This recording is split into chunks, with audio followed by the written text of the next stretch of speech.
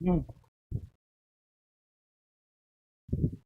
चलिए, कैसे हैं बाबू लोग, बताइए। बढ़िया है? और सब सब बढ़िया? पढ़ाई लिखाई कैसा चल रहा है? ठीक चल रहा है ना? चलिए, तो फिर देखिए बाबू, आपको बिहार में सरकार का गठन भी हो चुका है। और लगभग अगर कहा जाए तो पुरानी सरकार ही रिपीट हुई है। तो फिर आपका जो एग्जाम डेट है बिहार एसआई का, 1799 पोस्ट वाले वैकेंसी बिहार एसआई का एग्जाम डेट 18 जनवरी और 21 जनवरी 2026 को होना है। आप मान करके चलिए उस डेट में आपका एग्जाम हो जाएगा, क्योंकि कुछ भी बदलाव नहीं हुआ है। और जहां तक हमारी जानकारी है, बीपीएसएससी बोर्ड हमेशा जो कि बिहार दरोगा का परीक्षा कंडक्ट करवाती है, वो बहुत पंक्चुअल है। बहुत पंक्चुअल है मतलब समय पर एग्जाम कंडक्ट करवा लेती है। मतलब ऐसी बात नहीं है कि मतलब बिहार एसएससी नहीं है कि फॉर्म भराएगा, 1 साल तक फॉर्म में बढ़ाएगा, 2 साल तक उसमें सीट इंक्रीज होगा, अब 5 साल के बाद उसका परीक्षा होगा। ऐसा बीपीएसएससी बोर्ड नहीं करता है। एक बार सीट अनाउंसमेंट होता है, एक बार नोटिफिकेशन आता है, एग्जाम डेट आता है और एग्जाम डेट में एग्जाम हो जाता है। तो बहुत पंक्चुअल बोर्ड है। तो इसलिए आपके पास अब लगभग 2 माह का समय है। और इस 2 माह की अगर हम लोग बात करें तो आपको अपने कोर सब्जेक्ट के रिवीजन के साथ साथ जो है करंट पर विशेष ध्यान देना होगा। और हम आपको संस्थान के YouTube चैनल पर करंट का क्लास बिहार दरोगा को लेकर के करवाएंगे। करंट का संस्थान का बुक आने वाला है। पूरे 1 वर्ष का करंट जो है हम आपको उसमें दिए हैं, वो पूरा बुक जो है संस्थान के यूट्यूब चैनल पर जो है हम लोग करवाएंगे। और करंट अफेयर का आपके एग्जाम में काफी महत्व होने जा रहा है। और करंट एक प्रीलिम्स एग्जाम के रिजल्ट में एक बहुत महत्वपूर्ण रोल अदा करता है। करंट अफेयर्स, समसामयिकी घटना, तो इसको अच्छे से हम लोगों को करना है। तो खैर, जब तक बुक नहीं आता है तब तक हम लोग करेंगे और ऐसे ही करेंगे। और बुक बस 2 4 5 7 दिन में जो है बुक आपको आ जाएगा। तो फिर आपको बुक लेकर के पूरा बुक को जो है आपको करना है। और आज के सेशन में पिछला सैटरडे को सेशन लगना चाहिए, पीपीटी नहीं बनने, सॉरी, क्वेश्चन आंसर यानी काम नहीं होने की वजह से, पीपीटी सब नहीं बनने की वजह से जो है आपको करंट का क्लास नहीं हो पाया। तो आइए आज हम लोग करंट पुनः आगे बढ़ते हैं। और ये करंट आपको सिर्फ बिहार एसआई नहीं बल्कि बिहार में होने वाले सभी एग्जामों के लिए आपके लिए फायदेमंद होगा। आज के सेशन में मूलतः हम लोग 3 टॉपिक की चर्चा करेंगे। एक पुरस्कार की चर्चा करेंगे, पुरस्कार के बाद जो है एक आपको रामसर स्थल की चर्चा करेंगे, और एक आपको बिहार विधानसभा चुनाव 2025 की चर्चा करेंगे। ये 3 टॉपिक की चर्चा आज के सेशन में हम आपके साथ करने जा रहे हैं। तो सबसे पहले आज के सेशन में अगर देखा जाए तो हम आपके साथ बिहार विधानसभा चुनाव 2025 की चर्चा कर रहे हैं। बिहार विधानसभा चुनाव 2025 की चर्चा जो है सबसे पहले आज के सेशन में हम आपके साथ कर रहे हैं। और उसके बाद जो है आपको, उसके बाद अगर देखा जाए तो उसके बाद जो है आपको हम चर्चा करेंगे रामसर साइट्स की, और फिर बुकर और अंतरराष्ट्रीय बुकर पुरस्कार की चर्चा करेंगे। देखिए बाबू, विधानसभा चुनाव ब्रिटिश शासन के दौरान वर्ष 1935 ईस्वी में, ब्रिटिश शासन के दौरान अगर देखा जाए तो ब्रिटिश शासन के दौरान जो है वर्ष 1935 ईस्वी में एक अधिनियम पारित हुआ था जिसे हम लोग 1935 का भारत शासन अधिनियम कहते हैं। 1935 का भारत शासन अधिनियम कहते हैं। 1935 के भारत शासन अधिनियम में ही पहली बार यह प्रावधान किया गया था कि प्रांतों में यानी राज्यों में विधानसभा के चुनाव होंगे, प्रांतों में विधानसभा के चुनाव होंगे, राज्यों में विधानसभा के चुनाव होंगे। यह घोषणा पहली बार 1935 के भारत शासन अधिनियम में किया गया था। इस घोषणा के तहत प्रांतों में पहली बार विधानसभा के चुनाव वर्ष 1937 ईस्वी में हुए। प्रांतों में पहली बार विधानसभा के चुनाव वर्ष 1937 ईस्वी में हुए। 1937 ईस्वी के समय भारत में 11 प्रांत हुआ करता था। जिस प्रकार आज हमारे देश भारत में 28 प्रांत है, उसी प्रकार 1937 ईस्वी के समय भारत में 11 प्रांत हुआ करता था। उन 11 प्रांतों में विधानसभा के चुनाव पहली बार 1937 ईस्वी में हुए। और बिहार में भी पहली बार, और ब्रिटिश शासन के दौरान 1937 ईस्वी में जो 11 प्रांत था, उन 11 प्रांतों में अपना एक बिहार प्रांत भी था। और बिहार प्रांत में भी पहली बार विधानसभा के चुनाव वर्ष 1937 ईस्वी में ही हुए हैं। बिहार प्रांत में भी पहली बार विधानसभा के चुनाव वर्ष 1937 ईस्वी में हुए हैं। उस चुनाव के बाद बिहार के प्रथम मुख्यमंत्री मोहम्मद यूनुस खान बने थे, लेकिन बाद में जाकर बिहार के प्रथम कांग्रेसी मुख्यमंत्री डॉक्टर श्री कृष्ण सिंह बने। डॉक्टर श्री कृष्ण सिंह बने और आजाद भारत में बिहार के प्रथम मुख्यमंत्री डॉक्टर श्री कृष्ण सिंह ही बने थे। और बिहार में विधानसभा का जो लेटेस्ट चुनाव है, बिहार में विधानसभा के लेटेस्ट चुनाव की अगर हम लोग बात करें तो वर्ष 2025 ईस्वी में हुई है। तो बिहार में विधानसभा के लेटेस्ट चुनाव वर्ष 2025 ईस्वी में हुई है। अब जहां तक विधानसभा चुनाव का सवाल है, जहां तक विधानसभा चुनाव का सवाल है, विधानसभा चुनाव इलेक्शन कमीशन ऑफ इंडिया के द्वारा करवाया जाता है। इलेक्शन कमीशन ऑफ इंडिया सिर्फ विधानसभा का चुनाव ही नहीं करवाता है, बल्कि जो इलेक्शन कमीशन ऑफ इंडिया होता है वो विधानसभा का चुनाव, लोकसभा का चुनाव, राज्यसभा का चुनाव, विधान परिषद का चुनाव, राष्ट्रपति का चुनाव, उपराष्ट्रपति का चुनाव, ये सभी चुनाव इलेक्शन कमीशन ऑफ इंडिया के द्वारा करवाया जाता है।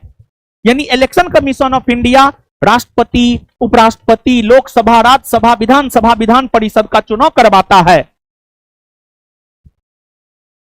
और आपको वही पंचायती राज और नगर निगम के चुनाव की हम लोग बात करें तो पंचायती राज और नगर निगम के चुनाव जो है राज्य निर्वाचन आयोग के द्वारा करवाया जाता है। राज्य निर्वाचन आयोग के द्वारा करवाया जाता है।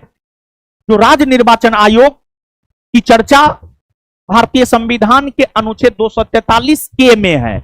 243 के 243 के में राज्य निर्वाचन आयोग की चर्चा है, जो पंचायती राज और नगर निगम की चुनाव करवाता है। वही इलेक्शन कमीशन ऑफ इंडिया भी एक प्रकार का संवैधानिक संस्था है, जिसको लेकर हमारे संविधान के अनुच्छेद 324 में प्रावधान है। अनुच्छेद 324 यह कहता है कि भारत का एक निर्वाचन आयोग होगा। और जो भारत का निर्वाचन आयोग है, इसका गठन 25 जनवरी 1950 को हुआ है। और यही रीजन है कि 25 जनवरी को जो है राष्ट्रीय मतदाता दिवस के रूप में मनाया जाता है। और वर्तमान में निर्वाचन आयोग 3 सदस्यीय आयोग है, जिसमें एक मुख्य निर्वाचन आयुक्त तथा 2 अन्य निर्वाचन आयुक्त है। मुख्य निर्वाचन आयुक्त वर्तमान में ज्ञानेश कुमार है, जो कि क्रम संख्या से 26 में है, तथा 2 जो अन्य निर्वाचन आयुक्त है, एक है सुखबीर सिंह संधू और दूसरे है विवेक जोशी। हालिया दिनों में निर्वाचन आयोग के ऊपर कई सारे गंभीर आरोप लगाए गए हैं। और यह गंभीर आरोप किसी सामान्य व्यक्ति के द्वारा नहीं लगाया गया है, बल्कि देश के विपक्ष के नेता राहुल गांधी के द्वारा लगाया गया है। और वे प्रूफ के साथ इलेक्शन कमीशन ऑफ इंडिया पर आरोप लगाए हैं, जिसका जवाब इलेक्शन कमीशन ऑफ इंडिया को देना चाहिए। परंतु इलेक्शन कमीशन ऑफ इंडिया ने सीधे तौर पर राहुल गांधी के सवालों का जवाब नहीं दिया है, जो कि दिया जाना चाहिए, क्योंकि राहुल गांधी भी विपक्ष के नेता हैं। और जहां तक लोकतंत्र का सवाल है, लोकतंत्र में जितना महत्व सत्ता पक्ष का है, उतना ही महत्व विपक्ष का है। बिना विपक्ष का एक स्वस्थ लोकतंत्र की कामना की ही नहीं जा सकती है।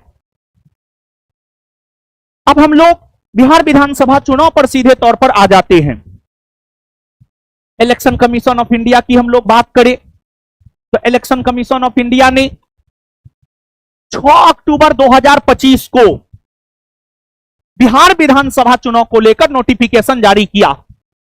इलेक्शन कमीशन ऑफ इंडिया ने 6 अक्टूबर 2025 को बिहार विधानसभा चुनाव को लेकर नोटिफिकेशन जारी किया और जैसे ही चुनाव को लेकर नोटिफिकेशन जारी हो जाता है वैसे ही आचार संहिता लागू हो जाता है और फिर आपको सारी शक्तियां चुनाव आयोग के पास चला जाता है। तो बिहार में चुनाव की घोषणा अगर देखी जाए तो बिहार में विधानसभा चुनाव के कार्यक्रम की घोषणा जो है आपको की गई है कब, तो इसकी घोषणा की गई है 6 अक्टूबर 2025। 6 अक्टूबर 2025। तो पहली बात यही ध्यान में रखना है कि बिहार विधानसभा चुनाव की घोषणा कब हुई है, तो 6 अक्टूबर 2025। इलेक्शन कमीशन ऑफ इंडिया ने यह घोषणा किया कि बिहार में विधानसभा के चुनाव 2 चरण में होंगे और बिहार में विधानसभा के चुनाव 2 चरण में हुए, जिसमें पहला चरण का चुनाव 6 नवंबर 2025 को और दूसरा चरण का चुनाव 11 नवंबर 2025 को और मतगणना 14 नवंबर 2025 को हुआ। मतगणना 14 नवंबर 2025 को हुआ। तो बिहार में विधानसभा के चुनाव इस प्रकार इस बार अगर देखा जाए तो बिहार में विधानसभा के चुनाव जो है आपको इस बार 2 चरण में हुए हैं। पहला चरण का 6 नवंबर 2025, पहला चरण की अगर हम लोग बात करें तो पहला चरण जो है आपको 6 नवंबर 2025 को और दूसरा चरण जो है आपको 11 नवंबर 2025 को। वही अगर देखा जाए तो पहला चरण में 121 विधानसभा सीटों के लिए चुनाव हुए और दूसरे चरण में जो है आपको 122 बिहार विधानसभा चुनाव के लिए विधानसभा सीटों के लिए जो है आपको चुनाव हुए। पहला चरण 6 नवंबर 2025 को 121 सीट के लिए, दूसरा चरण 11 नवंबर 2025 को 122 सीट के लिए और वोटों की गिनती जो है दोनों चरणों की 14 नवंबर को हुई है। अब बाबू अगर देखा जाए तो जो बिहार है, बिहार में विधानसभा का कुल सीट है 243। अगर हम लोग बिहार की बात करें तो बिहार में विधानसभा का जो कुल सीट है वो है 243।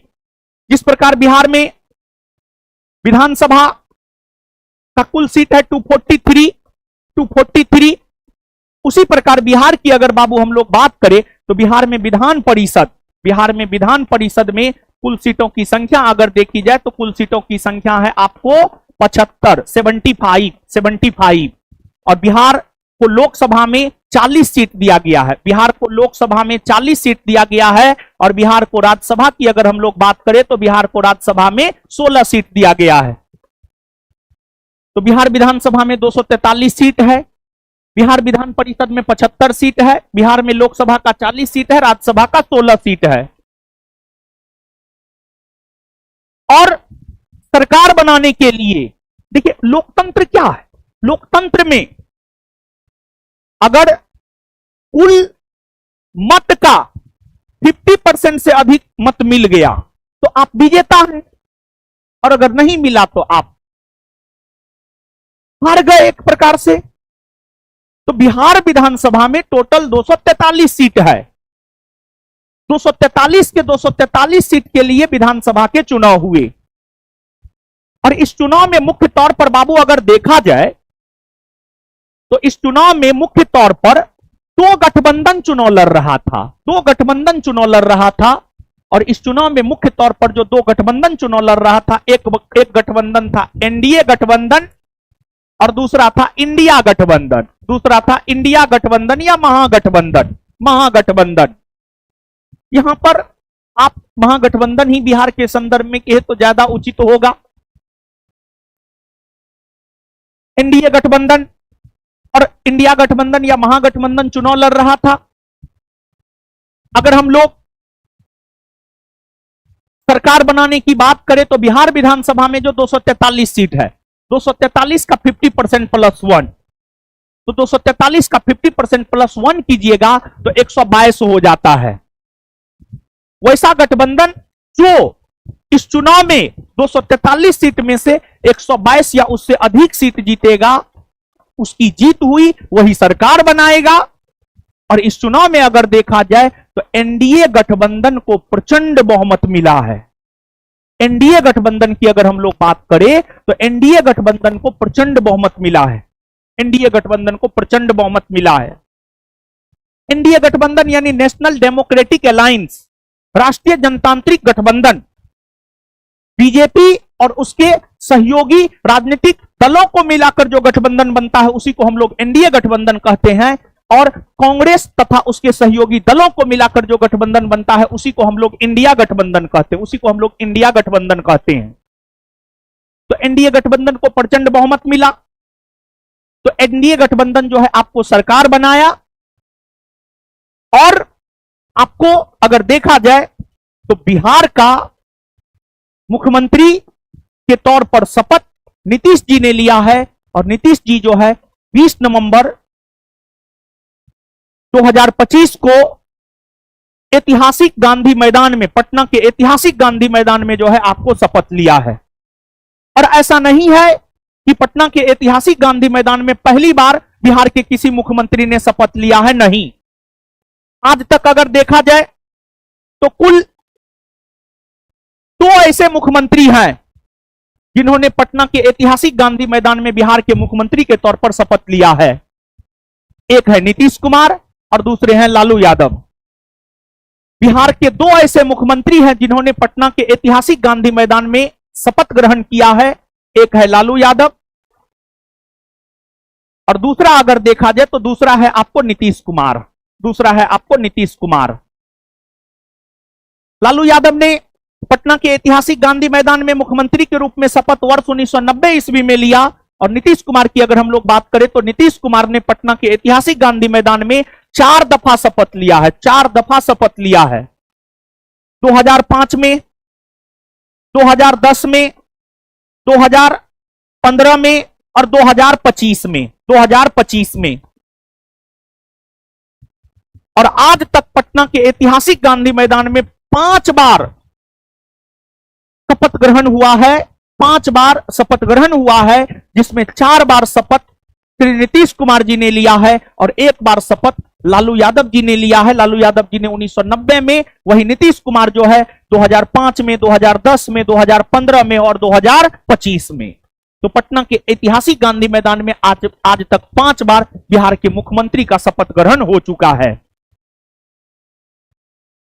और जहां तक नीतीश जी का सवाल है, नीतीश कुमार जी आपको 10वीं बार मुख्यमंत्री के रूप में इन्होंने शपथ लिया है। जहां तक नीतीश कुमार जी का सवाल है, नीतीश कुमार जी ने 10वीं बार मुख्यमंत्री के रूप में शपथ लिया है। 10वीं बार, 10वीं बार। नीतीश कुमार के जीवन को अगर हम लोग जाने, काफी संघर्षमय जीवन रहा है। और ऐसा नहीं है कि नीतीश जी को चुनाव में हार का सामना नहीं करना पड़ा है। आपको एक सामान्य सा गरीब परिवार में कहा जाए, नीतीश कुमार जी गुदरी के लाल हैं। बिहार में अनेकों गुदरी के लाल पैदा हुए हैं, उसमें नीतीश कुमार जी भी एक हैं।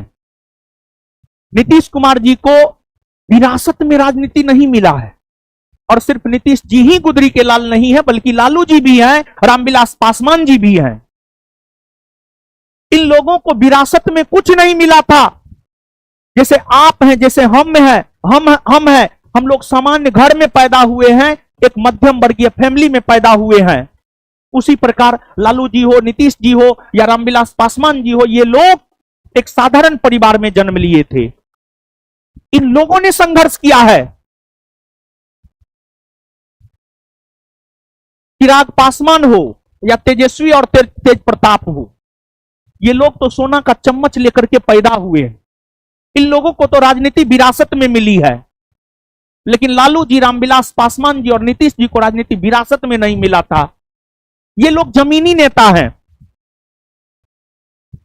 जहां तक नीतीश जी का सवाल है,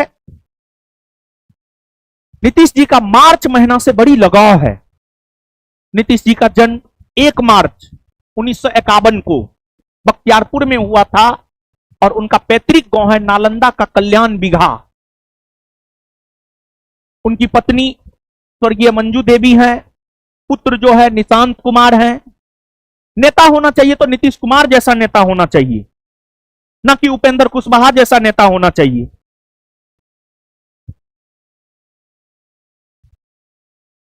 नीतीश जी अगर चाहते तो अपने बेटा को उप मुख्यमंत्री बना सकते थे। अगर सच में परिवारवाद के खिलाफ आज तक कोई है तो वो नीतीश कुमार है। एकमात्र बेटा है निशांत कुमार। कुछ दिए हैं जी, कुछ नहीं दिए हैं। और एक बिहार के एक दूसरे नेता हैं उपेंद्र कुशवाहा जी, उनका तो कुछ कहना ही नहीं है। ना उनका बेटा चुनाव लड़ा, ना विधायक है, ना एमएलसी है, फिर भी मंत्री बन गया। तो मंत्री बन सकता, हमारे संविधान में ऐसा प्रावधान है। हमारे संविधान में एक अनुच्छेद है, अनुच्छेद 163 को विस्तार पूर्वक पढ़ेंगे तो उसी में इस बात का जिक्र है कि अगर कोई व्यक्ति ना तो विधानसभा का सदस्य है, ना ही विधान परिषद का सदस्य है, तो बिना विधानसभा और विधान परिषद के सदस्य बने बिना भी मंत्री बन सकता है। लेकिन मंत्री बनने के 6 माह के भीतर उसे विधानसभा या विधान परिषद दोनों में से किसी भी एक सदन की सदस्यता लेनी पड़ती है।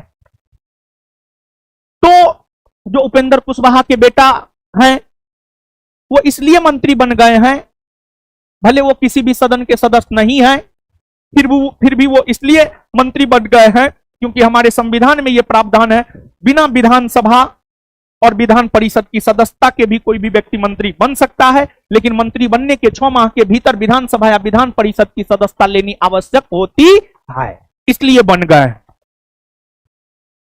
सब लोग लालू यादव के परिवार पर परिवारवाद का आरोप लगाते हैं।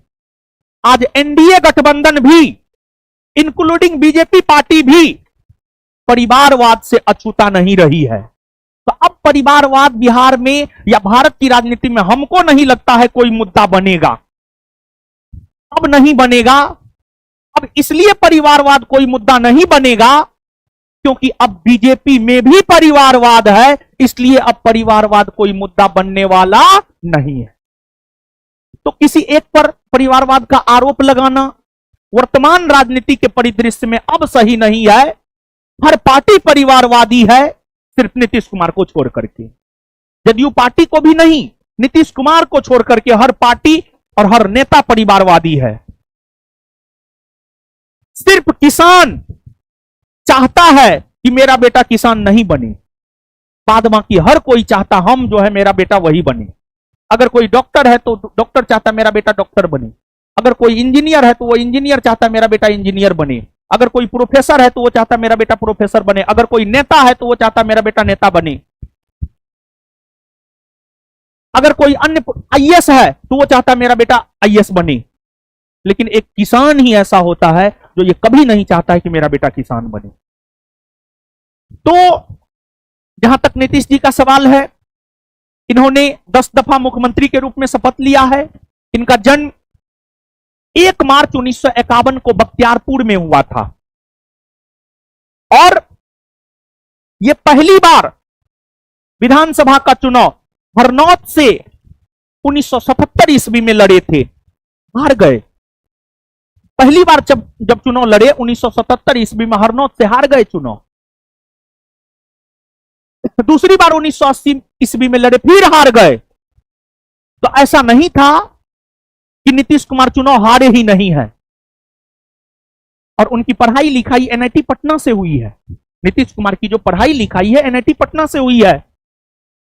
तो पढ़े लिखे हैं नीतीश कुमार जी और बिहार में सुशासन बाबू के तौर पर उन्हें याद किया जाता है। बिहार का जो इंफ्रास्ट्रक्चर है, विशेष तौर पर सड़क, पुल, पुलिया, आज के डेट में आपको अनेकों फ्लाईओवर, सड़क अच्छा मिलेगा, इसमें नीतीश जी का बेशक बहुत योगदान है। लेकिन नीतीश जी से एक शिकायत है। शिकायत यह है कि बिहार के शिक्षा व्यवस्था को ध्वस्त कर दिया गया है। और नीतीश जी ने शपथ ग्रहण के बाद यह स्टेटमेंट दिया कि हम बिहार को विकसित राज्यों की हम बिहार को सबसे अधिक विकसित राज्यों की श्रेणी में लाएंगे। ईश्वर करे उनकी मनोकामना पूरी हो, बिहार विकसित हो, लेकिन बिहार अभी सबसे पीछे है। हम लोग शिक्षा में भी सबसे पीछे हैं, हम लोग गरीबी में भी सबसे पीछे हैं। तो गरीबी में भी सबसे आगे हैं, शिक्षा में भी सबसे पीछे हैं, शिक्षा में नीचे से टॉप पर है। साक्षरता दर बिहार में सबसे कम है, सबसे गरीब लोग बिहार में है। तो उम्मीद करते हैं नई सरकार से कि नई सरकार जो है बिहार को विकसित बनाए। नीतीश कुमार जी ने पहली बार मुख्यमंत्री के रूप में शपथ 3 मार्च 2000 ईस्वी को लिया था। 3 मार्च 2000 ईस्वी को, जन्म मार्च में हुआ है और पहली बार मुख्यमंत्री के रूप में शपथ भी मार्च में ले रहे हैं। 3 मार्च 2000 ईस्वी को नीतीश कुमार जी ने पहली बार मुख्यमंत्री के रूप में शपथ लिया, लेकिन वो मात्र 7 दिन तक मुख्यमंत्री बन पाए। 10 मार्च 2000 ईस्वी को उन्हें त्यागपत्र देना पड़ा, क्योंकि वो बहुमत हासिल नहीं कर पाए। पहली बार जब नीतीश जी बिहार के मुख्यमंत्री बने थे तो मात्र 7 दिन तक रहे थे, और उसके बाद फिर पुनः दूसरी बार 2005 में, तीसरी बार 2010 में, चौथी बार 2015 में, पांचवी बार भी 2015 में ही। फिर राजद से पल्ला हटा करके 2017 में फिर से मुख्यमंत्री पद के रूप में शपथ लिए। फिर आगे 2020 में, फिर 2025 में, 2020, फिर 2022, फिर 2025, 2024 में भी, हाँ 2025। तो मुख्यमंत्री नीतीश कुमार की अगर हम लोग बात करें तो मुख्यमंत्री नीतीश कुमार ने टोटल अगर देखा जाए तो 10 बार शपथ ग्रहण किया है, जिसमें पहली बार 2000 ईस्वी में और 10वीं बार 2025 ईस्वी में, 10वीं बार 2025 ईस्वी में। और नीतीश जी का बिहार के राजनीति में बेशक सराहनीय योगदान रहा है। नीतीश जी ने महिला सशक्तिकरण को बिहार में बढ़ावा दिया है। इसका एक एग्जाम्पल है, नीतीश जी ने ही वर्ष 2006 ईस्वी में बिहार में पंचायती राज संस्थाओं में महिलाओं को 50% तक आरक्षण दिया। नीतीश जी ने ही लड़कियों को साइकिल प्रोत्साहन के तौर पर देना शुरू किया, और नीतीश जी ने ही महिलाओं को पुरुष के हिंसा से बचाने के लिए 2016 ईस्वी में बिहार में शराबबंदी कानून को लागू किया। तो महिला सशक्तिकरण में श्री नीतीश कुमार, बिहार के संदर्भ में महिला सशक्तिकरण में श्री नीतीश कुमार जी का बहुत बड़ा योगदान है। लेकिन एक शिकायत है, एक शिकायत यह है कि हाल में जो नई सरकार बनी है, बिहार में मुख्यमंत्री सहित टोटल 36 मंत्री हो सकते हैं। बिहार में मुख्यमंत्री सहित टोटल 36 मंत्री हो सकते हैं। आप याद कीजिए, 91वां संविधान संशोधन 2003 में यह प्रावधान किया गया है कि किसी भी राज्य में मंत्रियों की संख्या उसके कुल विधानसभा सीट के 15% से अधिक नहीं होगा। तो बिहार विधानसभा में 243 सीट है, 243 का 15% अगर आप निकालिएगा तो 36 के आसपास आ जाएगा। तो बिहार में मंत्रियों की संख्या 36 हो सकती है, 36 हो सकती है, 36। 20 नवंबर 2025 को जो श्री नीतीश कुमार जी ने पटना के ऐतिहासिक गांधी मैदान में 10वीं बार बिहार के मुख्यमंत्री के तौर पर शपथ लिया है, उसमें अगर देखा जाए तो आपको टोटल मुख्यमंत्री सहित 27 मंत्री ने शपथ लिया है। मुख्यमंत्री सहित 27 मंत्री ने शपथ लिया है। और जब आप उस शपथ ग्रहण समारोह को सुनेंगे तो लगेगा मंत्रोच्चारण हो रहा है, क्योंकि एक साथ 5-6 मंत्री लोग जो है शपथ ले रहे थे। ठीक है, कभी यज्ञ और देखे हैं उसमें जो मंत्रोच्चारण होता है, 100 मंत्री एक साथ शपथ ले रहे थे। तो हाँ, डिप्टी सीएम, सीएम और डिप्टी सीएम को छोड़ करके तो टोटल 27 मंत्री शपथ लिए हैं। अभी भी 9 पद खाली है, 9 मंत्री पद खाली है। लेकिन नीतीश जी और एनडीए गठबंधन जिस मत के वजह से प्रचंड बहुमत हासिल किया है वो महिला मत है, वो महिला मत है। चुनाव की घोषणा से ठीक पहले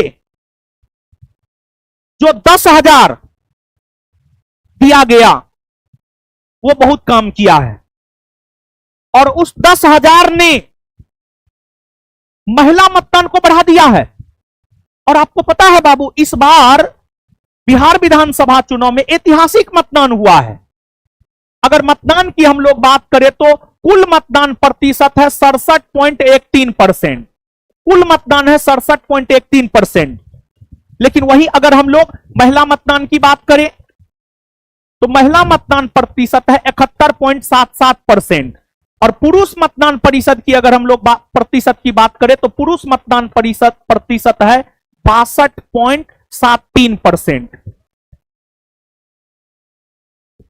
लगभग 10%, मतलब पुरुष के तुलना में महिला ज्यादा जागरूक हो गई है। और महिला को ज्यादा जागरूक किया है 10,000।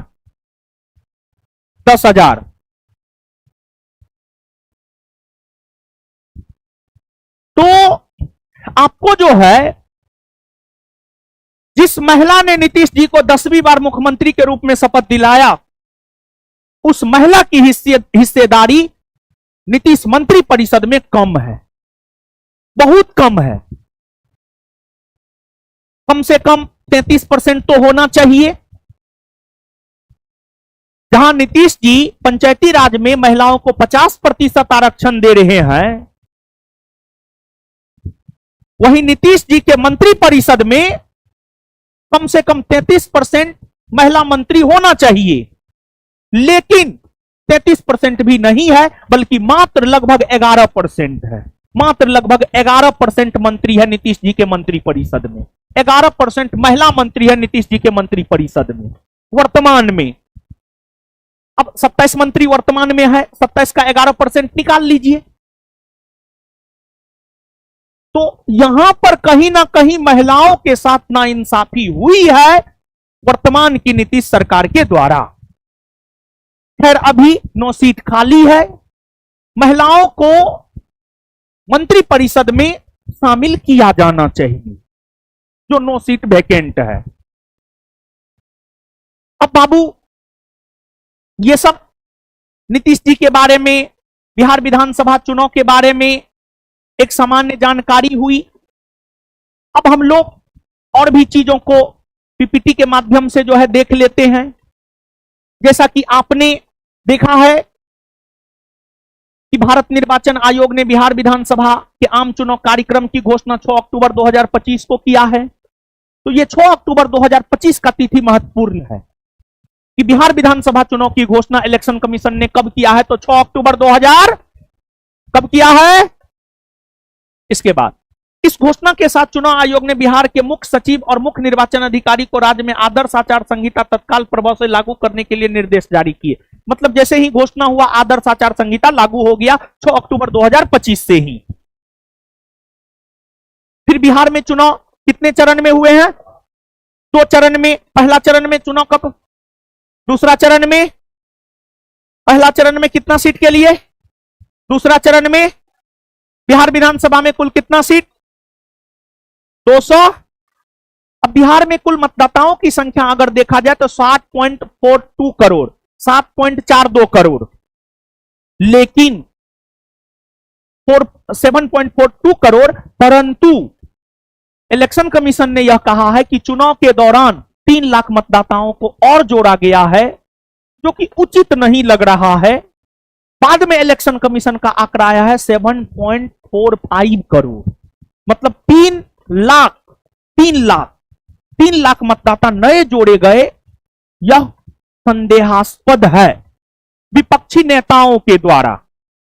यानी बात हम ये आपको कहना चाह रहे हैं कि बिहार में कुल मतदाताओं की संख्या लगभग 7.42 करोड़ बतलाई गई है, लेकिन इलेक्शन कमीशन जब अगला डाटा दिया तो उसमें 7.45 करोड़ बताया, 7.45 करोड़ बताया, यानी लगभग 3 लाख मतदाताओं की संख्या में वृद्धि हुई है। और इलेक्शन कमीशन ने यह क्लियरिफिकेशन दिया है कि हमने चुनाव के दौरान 3 लाख मतदाताओं की संख्या में इजाफा किया है। इस पर विपक्ष सवाल खड़ा कर रहा है और करना भी चाहिए। इसमें कुल पुरुष मतदाताओं की संख्या 3.92 करोड़ और महिला मतदाताओं की संख्या 3.50 करोड़ और थर्ड जेंडर मतदाता है 1725। और देखिए बिहार में थर्ड जेंडर को भी सरकार बढ़ावा दे रहा है। ये सब जो आंकड़ा है, ये सब आंकड़ा को आप जरूर याद रखिएगा। तो आप हमको बताइएगा बिहार में कुल मतदाताओं की संख्या कितनी? पुरुष मतदाता, महिला मतदाता, थर्ड जेंडर, आगे दिव्यांग मतदाता जो है 7.2 लाख, 85 वर्ष से अधिक उम्र के मतदाता 4.04 लाख, 100 वर्ष से अधिक उम्र के मतदाता 14,000 और फर्स्ट टाइम वोटर लगभग 14 लाख। फर्स्ट टाइम वोटर लगभग 14 लाख, यानी 14 लाख ऐसे मतदाता है जो पहली बार मतदान कर रहे थे, पहली बार मतदान कर रहे थे। देखिए जानते हैं आपको, तेजस्वी यादव जो है शिक्षा को मुद्दा बनाता, रोजगार को मुद्दा बनाता। बिहार में शिक्षा कोई मुद्दा है ही नहीं। भारत के इलेक्शन में, बिहार ही नहीं, हम एक दो एग्जांपल से आपको समझाना चाहते हैं। भारत के चुनाव पद्धति में शिक्षा कोई मुद्दा नहीं है। इसका पहला एग्जांपल है डॉक्टर भीमराव अंबेडकर। डॉक्टर भीमराव अंबेडकर ने भी एक राजनीतिक पार्टी स्थापित किया था 1936 ईस्वी में, इंडिपेंडेंट लेबर पार्टी। वह पार्टी 1937 के प्रांतीय विधानसभा चुनाव में चुनाव लड़ी, मुंह की खानी पड़ी उस पार्टी को। जबकि अंबेडकर साहब बहुत पढ़े लिखे थे, लंदन कॉलेज ऑफ इकोनॉमिक्स से पीएचडी किए थे। फिर इसके अलावे कोलंबिया यूनिवर्सिटी यूएसए से पीएचडी किए थे। 2 दफा उन्होंने पीएचडी किया है, बहुत पढ़े लिखे थे। वो पार्टी बनाए, उनकी पार्टी चुनाव हार गई। तो वहीं से आप समझ सकते हैं कि भारत के चुनाव में शिक्षा कोई मुद्दा नहीं होता है। और बिहार विधानसभा उसका चुनाव, उसका ताजा तरीन उदाहरण है। बिहार ही नहीं, पूरे भारतवर्ष के प्रसिद्ध गणितज्ञ केसी सिन्हा जी, इतना अनुभव सामाजिक जीवन में, शैक्षणिक जीवन में, इतना अनुभव, फिर भी वो चुनाव हार गए। अगर शिक्षा प्रशांत किशोर, तो सब शिक्षित लोग को ही, रिटायर्ड आईएएस आईपीएस ब्यूरोक्रेट को चुनाव मैदान में उतारे, एक भी चुनाव नहीं जीत पाए। तो तेजस्वी यादव अरे कुछ भी है तो मतलब बच्चा है, एक प्रकार से कहा। ठीक है, मेरा उम्र 31-32 बरस हुआ, उसका 36-37 बरस हुआ है, तो हमको कितना बुद्धि, हमसे 5 बरस 6 बरस ज्यादा बड़ा है, तो बुद्धि तो मेरे जैसा ही होगा। जैसे हमको लगता है कि मेरा विद्यार्थी एकदम, पता नहीं मेरा विद्यार्थी जो है हमको बहुत मानता है, लेकिन ऐसा है नहीं। वैसे तेजस्वी युवा है, उसका सोच युवा जैसा, उसको लगता है कि हम युवा कह करके युवा का मत ले लेंगे। अरे युवा, आज का युवा बहुत तेज है, चाहे वो विद्यार्थी हो या कोई भी हो करेगा, मतदान करने कोई नहीं जाएगा। युवा मतदान करने नहीं जाता है। क्या वो लोग मतदान करने गए बताइए? बहुत कम। जबकि लोकतंत्र में मतदान बहुत महत्वपूर्ण है, समझ गए? तो आप मतदान करने नहीं जाते हैं।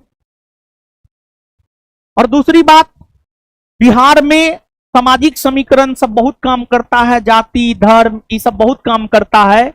और ये फ्री स्कीम वो तो और ज्यादा काम करता है, फ्री स्कीम और भी ज्यादा काम करता है बिहार में, समझ गए ना? और कुल विधानसभा सीट आपने देखा ही, अब देखिए दल और गठबंधन, किस गठबंधन में किस पार्टी ने कितना सीट पर चुनाव लड़ा। तो एनडीए गठबंधन, राष्ट्रीय जनतांत्रिक गठबंधन, इस गठबंधन में भारतीय जनता पार्टी जिसका चुनाव चिन्ह कमल है, इसने 101 सीट पर चुनाव लड़ा। जनता दल यूनाइटेड जिसका चुनाव चिन्ह तीर है, इसने 101 सीट पर चुनाव लड़ा। लोक जनशक्ति पार्टी रामविलास जिसका चुनाव चिन्ह हेलीकॉप्टर है, इसने 29 सीट पर चुनाव लड़ा। हिंदुस्तानी अवामी मोर्चा सेक्युलर कराही है, इसका चुनाव चिन्ह, इन्होंने 6 सीट पर चुनाव लड़ा। और राष्ट्रीय लोक मोर्चा जिसका चुनाव चिन्ह सिलेंडर है, 1 सीट पर चुनाव लड़ा। निर्दलीय 1 सीट पर चुनाव लड़ा। तो ये इतना सीट पर चुनाव लड़े। इसमें हिंदुस्तानी अवामी मोर्चा जीतन राम मांझी की पार्टी और राष्ट्रीय लोक मोर्चा दल की जो है आपको उपेंद्र कुशवाहा की पार्टी, इन दोनों से बड़ा परिवारवादी तो कोई ही नहीं सकता है। एगो अपने कन्या को टिकट दे रहा है, एगो अपने समधन को टिकट दे रहा है। ये दोनों जीतन राम मांझी और उपेंद्र दोनों अपना अपना बेटा को मंत्री बना दिया, समझे। तो अब ये सब कैसे परिवारवाद करेगा, हमको तो ही नहीं समझ में आ रहा है। हमको तो इसी बात का चिंता है। लेकिन हां, यहां पर एक चीज नोट में है, मढ़ौरा छपरा से, मढ़ौरा वही मढ़ौरा जहां पहला चीनी मिल स्थापित किया गया था 1903 में। भारत का पहला चीनी मिल 1903 में मढ़ौरा में स्थापित किया गया था अंग्रेजी शासन के दौरान। मढ़ौरा छपरा से लोजपा के उम्मीदवार सीमा सिंह का नामांकन रद्द हुआ। उसके बाद एनडीए ने निर्दलीय उम्मीदवार अंकित कुमार का समर्थन किया था। तो एनडीए उम्मीदवारों में से लोजपा के एक उम्मीदवार, एनडीए उम्मीदवारों में से लोजपा के एक उम्मीदवार सीमा सिंह का नामांकन जो है रद्द हो गया था, जो कि मढ़ौरा छपरा से चुनाव लड़ रही थी। तो इसको बाबू आप याद रखिएगा।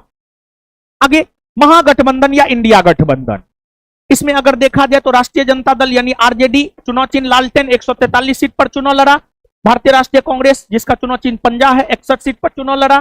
भाकपा माले 20 सीट पर चुनाव लड़ा। भारतीय कम्युनिस्ट पार्टी 4 सीट पर चुनाव लड़ा। भारतीय कम्युनिस्ट पार्टी हसुआ वाली 1 सीट पर चुनाव लड़ा। विकासशील इंसान पार्टी जिसका चुनाव चिन्ह 9 है 14 सीट पर चुनाव लड़ा। और 0/0, ठीक है, 0/0।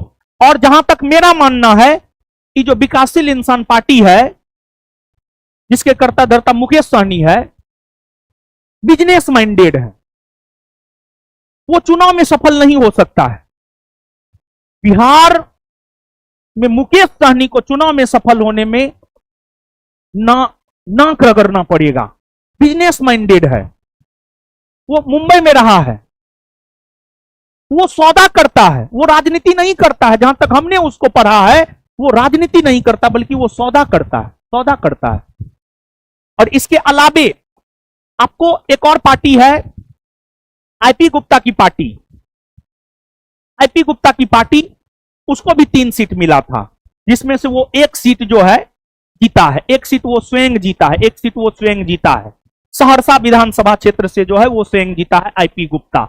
और उसका चुनाव चिन्ह है करनी। करनी, करनी समझते हैं? अरे घर बनाने वक्त मसाला जो मिलाया जाता है, ठीक है, ईंट को जोड़ने के लिए जो है करनी से मसाला को ईंट पर दिया जाता है, फिर उस पर मसाला ईंट पर दिया जाता है, समझ गए, वही है उसका चुनाव चिन्ह।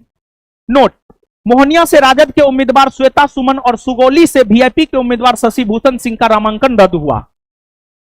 यानी एनडीए गठबंधन में सीमा सिंह लोजपा से मढ़ौरा विधानसभा क्षेत्र से चुनाव लड़ रही थी, उसका नामांकन रद्द हुआ। और इंडिया गठबंधन या महागठबंधन में मोहनिया से राजद के उम्मीदवार श्वेता सुमन का नामांकन रद्द हुआ है और सुगौली से वीआईपी के उम्मीदवार शशि भूषण सिंह का नामांकन रद्द हुआ है। इसके बाद अन्य पार्टियां जो चुनाव लड़ी थी, जनस्वराज पार्टी वही पीके की पार्टी 238 सीट पर चुनाव लड़ी। बहुजन समाजवादी पार्टी 130 सीट पर चुनाव लड़ी। एआईएमआईएम 25 सीट पर चुनाव लड़ी। राष्ट्रीय जो लोक जनशक्ति पार्टी 25 सीट पर चुनाव लड़ी। लेकिन इसमें से बहुजन समाजवादी पार्टी को एगो सीट मिला है, एगो सीट मिला है, एगो सीट जीता है। और AIMIM को 5 गो सीट मिला है, 5 गो सीट मिला है। बाद बाकी इसको और इसको कुछ भी नहीं मिला है, कुछ भी नहीं मिला है, नील बटे सन्नाटा। लेकिन अगर देखी जाए बाबू, पीके ने जो पहल किया है पिछले 3 बरस में, वो निश्चित तौर पर बहुत सराहनीय है। और बैठे नहीं बल्कि पुनः अपने अभियान में लग गए हैं और उन्होंने घोषणा भी कर दिया है। मतलब इतनी बड़ी घोषणा करने के लिए हिम्मत चाहिए, हिम्मत, समझ गए। मतलब उन्होंने यह घोषणा किया है कि हम अपनी कमाई का 90% दान कर देंगे, दिल्ली में एगो फ्लैट को छोड़कर, बाद बाकी सब पार्टी को दे देंगे। पैसा के वजह से हम अपने अभियान को बंद नहीं होने देंगे।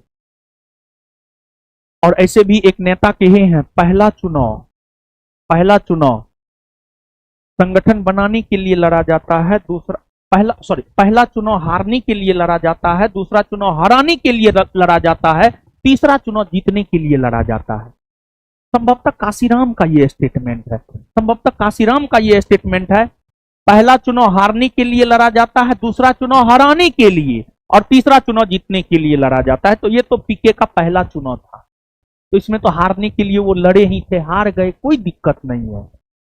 तो लेकिन गट्स होना चाहिए पीके जैसा। आज तक भारत की राजनीति में कोई ऐसा नेता नहीं होगा जो इस बात की घोषणा किया होगा कि हमने पिछले 20 वर्षों में जो भी कमाया है और आगे हम जो कमाएंगे उसका 90% पार्टी को दान कर देंगे, और अभियान में लगे रहेंगे, लोगों को जागरूक करते रहेंगे, ताकि लोग जागरूक हो और लोग सही लोगों को चुने। तो बहुत बड़ी घोषणा है अपने आप में। अब ये याद रखना जरूरी है बाबू, इस पार्टी ने कितना सीट जीता है। बिहार विधानसभा चुनाव 2025 में सबसे बड़ी पार्टी बनकर उभरी बीजेपी, भारतीय जनता पार्टी, जिसने 89 सीट पर चुनाव जीती है, 89। दूसरी सबसे बड़ी पार्टी बनी है जदयू, 85 सीट पर चुनाव जीती है। और तीसरी राजद, राष्ट्रीय जनता दल, 25 सीट पर चुनाव जीती है, जो कि शर्मनाक हार के बराबर है।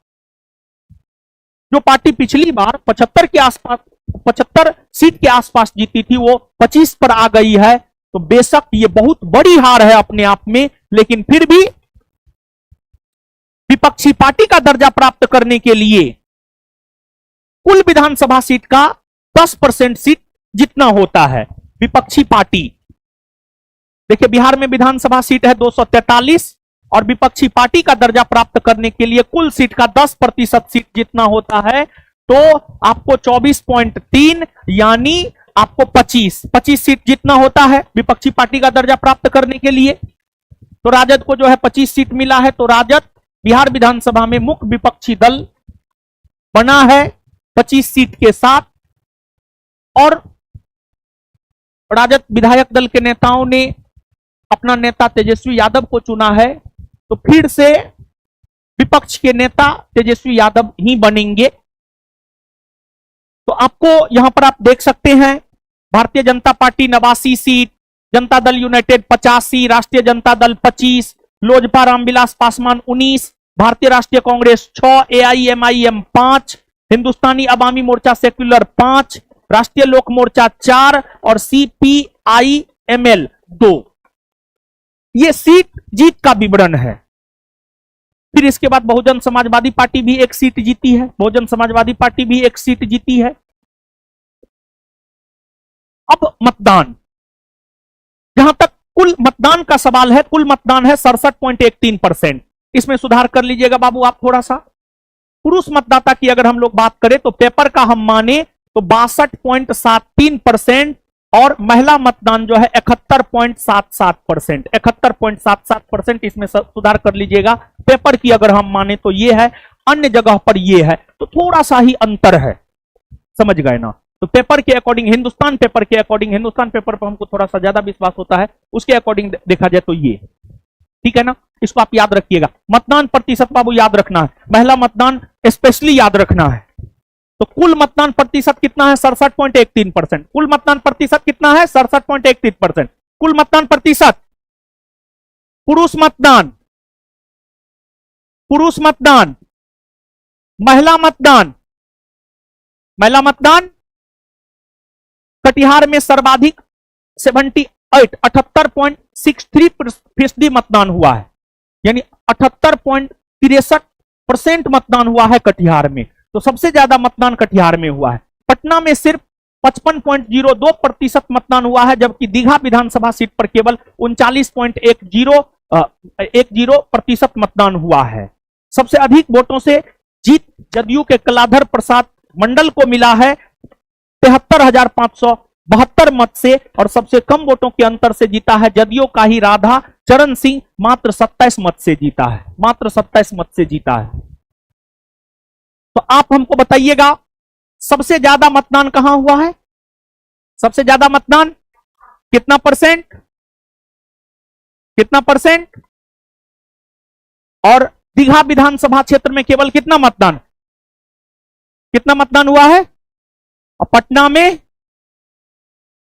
सबसे अधिक वोटों से जीता है कौन? सबसे अधिक वोटों के अंतर से कौन जीता है? कलाधर प्रसाद मंडल। और सबसे कम वोटों के अंतर से कौन जीता है? कौन जीता है? अभी इसके बाद इलेक्शन कमीशन ऑफ इंडिया के बारे में है। इसकी स्थापना हमने आपको बतलाया था 25 जनवरी 1950 को। इसका मुख्यालय नई दिल्ली में है। वर्तमान मुख्य चुनाव आयुक्त ज्ञानेश कुमार है, जो कि 26 में है। दो अन्य चुनाव आयुक्त डॉक्टर विवेक जोशी और सुखबीर सिंह संधू है। ये सब बात हम आपको बताए थे। एक पोलिंग बूथ पर 1200 से ज्यादा वोटर नहीं होगा। पहले अधिकतम 1500 होता था, लेकिन अब जो है 1200 से ज्यादा वोटर नहीं होगा। सभी पोलिंग बूथों पर 100% वेबकास्टिंग होगी। विशेष गहन पुनरीक्षण एसआईआर का सफल समापन हुआ, लेकिन एसआईआर का जहां तक सवाल है वो संदेह के घेरे में है। एसआईआर आपको इसके अलावे ईसीआईईएनटी ऐप के माध्यम से वास्तविक समय में मतदाताओं के मतदान की रिपोर्टिंग हुई है। ईएसईसीबीएचआर ऐप का उपयोग करके मोबाइल फोन आधारित ई वोटिंग का संचालन करने वाला बिहार पहला भारतीय राज्य बना है। यह एग्जाम के पॉइंट ऑफ व्यू से बहुत महत्वपूर्ण है। इसके बाद अब देखिएगा बाबू, इस मंत्री को कौन सा विभाग मिला है? निश्चित तौर पर नीतीश कुमार का जहां तक सवाल है, नीतीश कुमार जी 10वीं बार बिहार के मुख्यमंत्री बने हैं। नीतीश कुमार जी 10वीं बार बिहार के मुख्यमंत्री बने हैं, तो उनके पास सामान्य प्रशासन विभाग, मंत्रिमंडल सचिवालय, निगरानी, निर्वाचन और ऐसे विभाग जो किसी को आवंटित नहीं है, वो नीतीश कुमार जी को मिला है। लेकिन मुख्यमंत्री बनने के बाद संभवतः पहली दफा ऐसा हुआ है कि गृह विभाग नीतीश जी के पास नहीं रहा। गृह विभाग एक महत्वपूर्ण विभाग होता है। गृह विभाग के अधीन ही बिहार पुलिस आता है। बिहार पुलिस गृह विभाग के अधीन आता है। मतलब बिहार में जो भी पुलिस है वो गृह विभाग के अंतर्गत आता है। और सुशासन को बनाने में गृह विभाग यानी पुलिस प्रशासन का बड़ी योगदान होता है। और इसी वजह से हमेशा नीतीश जी गृह विभाग अपने पास रखते थे। मतलब शासन प्रशासन में कोई ये नहीं होना चाहिए। मतलब नीतीश जी का जो ये है, ना हम किसी को फंसाते हैं ना हम किसी को बचाते हैं। मतलब ये वाली जो बात है, गृह विभाग उनके कंट्रोल में था, लेकिन पहली बार नीतीश जी से संभवतः गृह विभाग ले लिया गया है। अब जो अन्य मंत्री हैं, मुख्यमंत्री नीतीश जी के अलावा जिस प्रकार पहले 2 उप मुख्यमंत्री हुआ करते थे, उसी प्रकार इस बार भी 2 उप मुख्यमंत्री हैं। वही हैं सम्राट चौधरी और विजय सिन्हा। और गृह विभाग सम्राट चौधरी को मिला है। गृह विभाग 2 उप मुख्यमंत्री हैं, उसमें सम्राट चौधरी भाजपा से और विजय सिन्हा भाजपा से। सम्राट चौधरी को गृह विभाग मिला है और फिर विजय सिन्हा को जो है राजस्व एवं भूमि सुधार खान एवं भूतत्व विभाग मिला है। इसके अलावा जो अन्य मंत्री लोग हैं, विजय कुमार चौधरी जदयू से, इनको जल संसाधन, संसदीय कार्य, सूचना एवं जनसंपर्क और भवन विभाग। विजेंद्र प्रसाद यादव ऊर्जा, योजना एवं विकास, मद निषेध, उत्पाद एवं निबंधन, वित्त वाणिज्य कर विभाग। श्रवण कुमार जदयू से ग्रामीण विकास और परिवहन। मंगल पांडे भाजपा से स्वास्थ्य और विधि मंत्री। देखिए, जब बाबू आप नीतीश जी के इस नए मंत्रिमंडल को देखेंगे तो आपको एक बात का आभास होगा कि पहले अगर किसी मंत्री पर भ्रष्टाचार का आरोप लगता था तो उसे त्यागपत्र देना पड़ता था, त्यागपत्र देने को वो मजबूर हो जाता था। लेकिन प्रशांत किशोर ने, मंगल पांडे, बीजेपी के मंगल पांडे हो, संजय जायसवाल हो, सम्राट चौधरी हो, इन सभी पर भ्रष्टाचार के, हत्या के आरोप लगाए प्रूफ के साथ, लेकिन फिर भी ये लोग नए मंत्रिमंडल में मंत्री बने हैं। मतलब जिस प्रकार परिवारवाद अब कोई मुद्दा नहीं रहा, वही भ्रष्टाचार भी कोई मुद्दा नहीं रहा है, भ्रष्टाचार भी कोई मुद्दा नहीं रहा है। वही जदयू से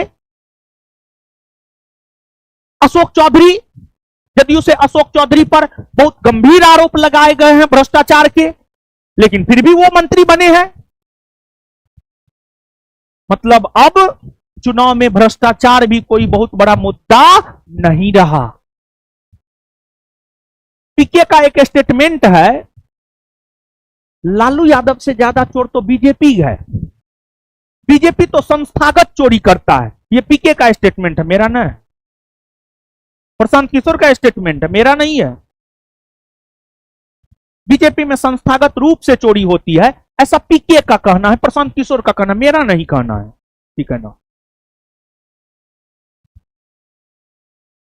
दिलीप जायसवाल भाजपा उद्योग मंत्रालय मिला है, अशोक चौधरी ग्रामीण कार्य मंत्रालय मिला है। इस अशोक चौधरी के वजह से ही नीतीश जी के मंत्रियों को गांव में खदेड़ा गया कि गांव में रोड नहीं बना है, लेकिन फिर भी इनको मंत्री बनाया गया है। ठीक ही है, अब हमारे मंत्री है तो माननीय है, सम्माननीय है। लेसी सिंह जदयू से खाद्य एवं उपभोक्ता संरक्षण मंत्रालय, मदन सहनी जदयू से समाज कल्याण, नितिन नवीन भाजपा से पथ निर्माण, नगर विकास एवं आवास, रामकृपाल यादव भाजपा से कृषि, डॉक्टर संतोष कुमार सुमन हम से लघु जल संसाधन मंत्रालय। यही है जीतन राम मांझी का बेटा, यही है बेटा जीतन राम मांझी का। जीतन राम मांझी से एक बार परिवारवाद पर सवाल पूछा गया था कि आप तो लालू जी पर परिवारवाद का आरोप लगाते हैं, तो आप भी तो अपने बेटा को राजनीति में बढ़ा रहे हैं, मंत्री बना रहे हैं। तो उस पर वो जवाब दिया था कि मेरा बेटा अपनी मेहनत से आया है, पता नहीं कब मेहनत किया, कहां मेहनत किया। मेरा बेटा पढ़ा लिखा है, पढ़ा लिखा है। तेजस्वी तो नमी फैल है। अरे तेजस्वी ईमानदार है कि वो एक्सेप्ट किया कि हम नमी फैल है, समझे। और देखिए, राजनीति में अगर एजुकेशन का महत्व होता तो राष्ट्रपति बनने के लिए ही सबसे पहले वेल एजुकेटेड होना चाहिए था। संविधान में लिख दिया जाता राष्ट्रपति बनने की योग्यता अनुच्छेद 58 में है। अनुच्छेद 58 को जाकर के पढ़िए, कहीं भी नहीं लिखा हुआ है कि राष्ट्रपति बनने के लिए पढ़ा लिखा हो कोई जरूरी। राष्ट्रपति बनने के लिए भारत का नागरिक हो, उम्र कम से कम 35 वर्ष हो, लाभ के पद पर ना हो, पागल या दिवालिया ना हो। राष्ट्रपति बनने के लिए पढ़ा लिखा हो, यह कोई जरूरी। जब राष्ट्रपति जैसे सबसे बड़े संवैधानिक पद को प्राप्त करने के लिए पढ़ा लिखा हो कोई जरूरी नहीं है, तो ये मुख्यमंत्री उप मुख्यमंत्री बनने के लिए पढ़ा लिखा हो यह भी कोई जरूरी नहीं है। तेजस्वी चाहता उनके माता पिता दोनों मुख्यमंत्री रहे, डिग्री खरीद लेता, लंदन से डिग्री खरीद लेता, अमेरिका से डिग्री खरीद लेता, लेकिन नहीं खरीदा। ईमानदार है वो, समझ गए। फिर इसके बाद आपको सुनील कुमार जदयू जो पहले शिक्षा मंत्री थे उन्हीं को मिला है शिक्षा मंत्रालय और विज्ञान प्रौद्योगिकी एवं तकनीकी शिक्षा। मोहम्मद जमा खान जदयू से अल्पसंख्यक कल्याण मंत्री बने हैं। संजय सिंह टैगर भाजपा से श्रम संसाधन मंत्री बने हैं। फिर अरुण शंकर प्रसाद भाजपा से पर्यटन और कला संस्कृति एवं युवा मंत्री, नारायण प्रसाद भाजपा से आपदा प्रबंधन, रमा निषाद भाजपा से पिछड़ा वर्ग एवं अति पिछड़ा वर्ग कल्याण, सुरेंद्र मेहता भाजपा से पशु एवं मत्स्य संसाधन, लखेंद्र रोशन भाजपा से अनुसूचित जाति एवं अनुसूचित जनजाति कल्याण, श्रेयसी सिंह भाजपा से सूचना प्रौद्योगिकी और खेल मंत्री बनी है, खेल से संबंधित भी है। नीतीश जी के मंत्रालय में ये मंत्रालय बहुत बढ़िया को मिला है, ठीक है, इससे खुश होना चाहिए हम सभी को। डॉक्टर प्रमोद कुमार चंद्रवंशी भाजपा से सहकारिता और पर्यटन, वन एवं जलवायु परिवर्तन, संजय कुमार लोजपा आर से गन्ना उद्योग मंत्री, संजय कुमार सिंह लोजपा आर से लोक स्वास्थ्य अभियंत्रण, और दीपक प्रकाश पंचायती राज। यही है उपेंद्र कुशवाहा का बेटा जो जींस और शर्ट में जाकर के शपथ लिया था, समझे। इसको संभवतः एक हम वीडियो देखे नहीं है, एक वीडियो वायरल हो रहा है कि इनको मंत्री बनाया गया। मीडिया पूछा आपको मंत्री बनाया गया, बोला पापा से पूछिए। अब हम वीडियो देखे नहीं, सच है क्या? बताइए बताइए, इस सबको मंत्री बना दिया गया, क्या होगा बिहार का बताइए। श्रेयसी सिंह खेल से संबंधित है, इसको खेल मंत्रालय दिया गया है, बहुत बढ़िया बात है कि खेल में विकास होगा। इसको पंचायती राज कौन अनुच्छेद में यो मालूम होगा इसको? पंचायती राज से संबंधित कौन आयोग है? पंचायती राज को कौन संवैधानिक संशोधन के तहत जो है संवैधानिक दर्जा दिया गया, यो इसको मालूम होगा? बताइए।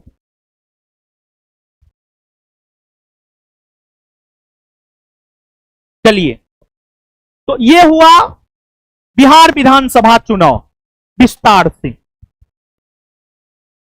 अब हम सोचे हैं कि नीतीश जी पर जो है, नीतीश जी का एक डॉक्यूमेंट्री बनाएंगे, हम सोच रहे हैं, ठीक है। मतलब नीतीश जी सच में बिहार यानी भारत की राजनीति को एक नई दिशा दिया है, ठीक है, अच्छे राजनेता हैं, ठीक है।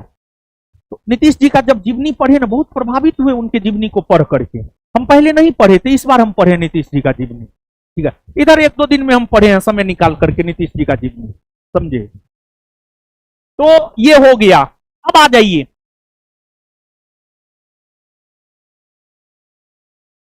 रामसर स्थल, बिहार का रामसर स्थल। बिहार के रामसर स्थल के बारे में जान लेते हैं हम लोग, पुनः बुकर और अंतरराष्ट्रीय बुकर पुरस्कार के बारे में जान लेंगे, फिर हम लोग क्वेश्चन आंसर कर लेंगे, फिर खत्म हो जाएगा। फिर हम आपको इसका टेलीग्राम पर जो है पीडीएफ भी सेंड कर देंगे, ठीक है। आप सब लोग देख लीजिएगा, समझिएगा बाबू। अब आप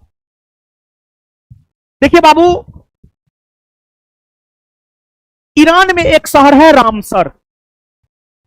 ईरान के रामसर में 1971 ईस्वी में एक सम्मेलन हुआ था, रामसर कन्वेंशन। 2 फरवरी 1971 को, 2 फरवरी 1971 को। और रामसर स्थल आर्द्र भूमियों को बढ़ावा देता है, वेटलैंड्स को बढ़ावा देता है। और रामसर साइट्स में उन स्थलों को ही शामिल किया जाता है, उन झीलों को शामिल किया जाता है, उन जलाशयों को शामिल किया जाता है, उन पक्षी अभयारण्यों को शामिल किया जाता है जो जैव विविधता को बढ़ावा देता है। और जैव विविधता पर्यावरणीय संतुलन के लिए आवश्यक है। जैव विविधता यानी बायोडायवर्सिटी, बायोलॉजी में आपको पढ़ाया जाता है जैव विविधता। जो बायोलॉजी पढ़े हैं वो जानते होंगे जैव विविधता क्या है। देखिए, हाल ही में बिहार के कटिहार जिला में स्थित गोगाबिल झील को, बिहार के कटिहार जिला में स्थित गोगाबिल झील को रामसर साइट्स में शामिल किया गया है। इसी वजह से यह चर्चा में है। और अब बिहार के टोटल 6 स्थल हुए जिसे रामसर साइट्स में शामिल किया गया है। उसमें बिहार का प्रथम स्थल बेगूसराय का कांवरताल झील है, जिसे रामसर साइट्स में शामिल किया गया है। फिर जमुई का नागी पक्षी अभयारण्य, जमुई का नकटी पक्षी अभयारण्य, बक्सर का गोकुल जलाशय और पश्चिमी चंपारण का उदयपुर झील। और कटिहार का गोगाबिल झील। एक बार पुनः सुन लें आप, बेगूसराय का कांवरताल झील, जमुई का नागी पक्षी अभयारण्य, जमुई का नकटी पक्षी अभयारण्य, बक्सर का गोकुल जलाशय, पश्चिमी चंपारण का उदयपुर झील और कटिहार का गोगाबिल झील। यह बिहार के 6 स्थल है जिसे रामसर साइट्स में शामिल किया गया है। तो वही चीज जो है आपको यहां पर बाबू देखने को मिलेगा, बिहार के रामसर स्थल।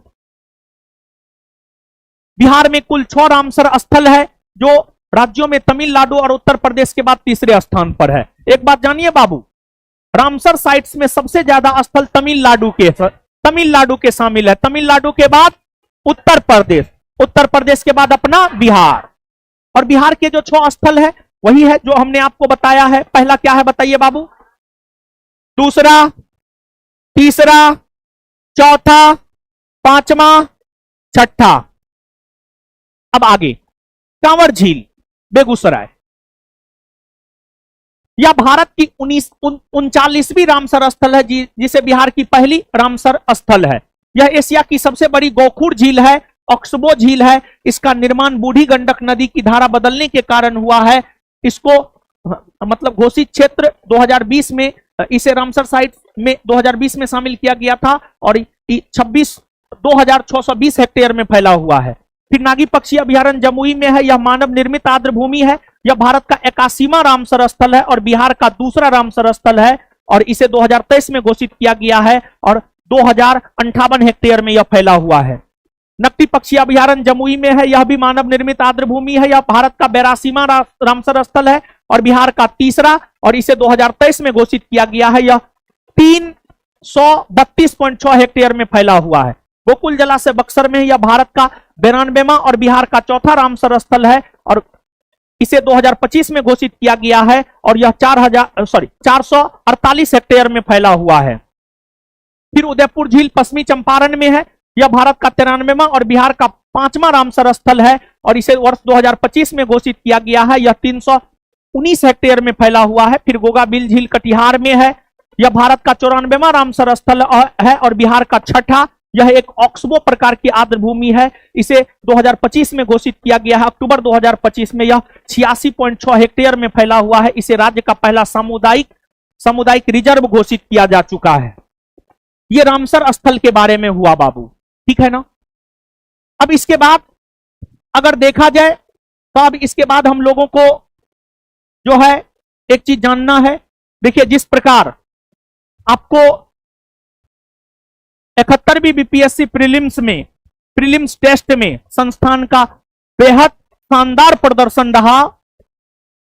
एग्जाम में इतना शानदार क्वेश्चन होने के बावजूद भी मात्र टेस्ट से 100+ क्वेश्चन लड़ाए थे प्रीलिम्स एग्जाम में 71वीं बीपीएससी में। तो उसी की अपार सफलता के बाद 71वीं बीपीएससी मेंस का भी टेस्ट प्रारंभ हो रहा है और यह टेस्ट 23 नवंबर यानी कल से प्रारंभ हो रहा है। इसका समय है 2 से 4, 2 बजे से 5 बजे तक, ठीक है, 2 बजे से 5 बजे तक इसका समय है, समझ गए। तो अब हम लोग आ जाते हैं बाबू यहां पर। फिर 72वीं फाउंडेशन बैच 2 दिसंबर 2025 से शुरू हो रहा है। बीपीएससी में भी संस्थान जो है अब अपना मतलब झंडा गाड़ रहा है धीरे धीरे, अच्छे प्रदर्शन के साथ, अच्छे क्वालिटी कंटेंट और टीम के साथ। तो अब देखिएगा बुकर पुरस्कार 2025। देखिए बाबू, बुकर पुरस्कार और अंतरराष्ट्रीय बुकर पुरस्कार, बुकर पुरस्कार और अंतरराष्ट्रीय बुकर पुरस्कार।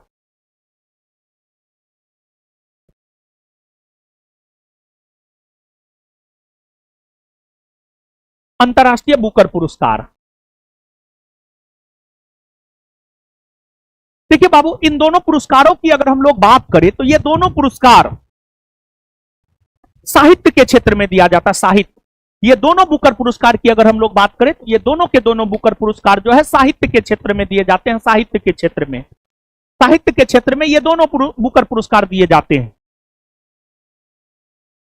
बुकर पुरस्कार की शुरुआत वर्ष 1969 ईस्वी से हुई है। अंतर्राष्ट्रीय बुकर पुरस्कार की शुरुआत वर्ष 2005 ईस्वी से हुई है।